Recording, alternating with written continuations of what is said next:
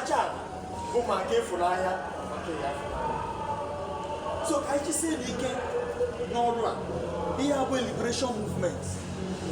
You have to be ready to make sacrifice. Bụrụ n'obi na gị nọ n'ozi ọma ọdịnala n'okwu agha akpọrọ n'ibido gozabịa, mana ị ga-adị na-agọnye ya n'ọfọ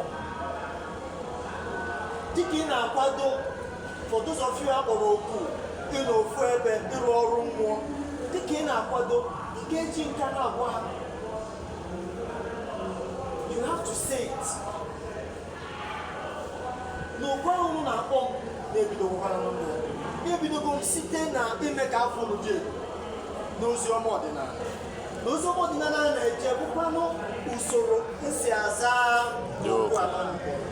Ka m na-asị ya, ka usoro m ụzọ olili jite na abụ ka m wee nwee ike were nọrọ ọfụma wee mezie ya nke ahụ m siri wee chọọ ya. So mgbe ọbụla ị bịara ebe a, gbaa mbọ ka ị na-agọnye ya n'ọfọ. Anyị na-abịa ebe a, ịkaba arụ ka aka ụdị n'ọjị, ka aka ụdị na nzu. Ọ bụrụ nwe ife aka ụdị. Now, let me explain to you. The most powerful force and spirit with the force of Ndị Òtù. Hello? Ndị gịnị? Òtù. Ka ihe anyị bi ebe a, ka ihe anyị bụ ebe a, anyị bụ na Ndị Òtù.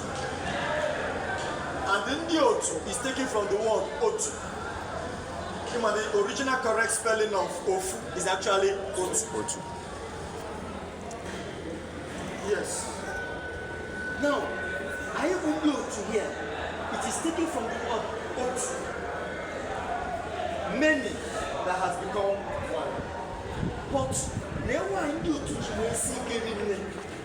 N'ime Ndị Òtù, or a union, mgbakọta na nzukọta mmụọ dị iche iche.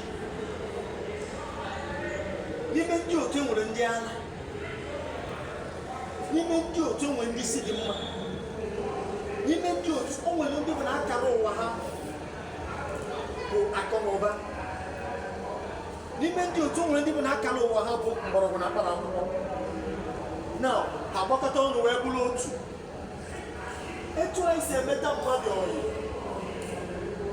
etu isi emeta mmadụ ọyị ka mmụọ si ga-emeta ibe ya ọyị. So ụfọdụ oge bịa n'otu etu a, onwe onye ị ga-afụ spirit gị na ya ma connect. Nwoke onye ị ga-afụ n'otu ahụ, kpam, ọ bụrụ magneto. Are you with me? Yes.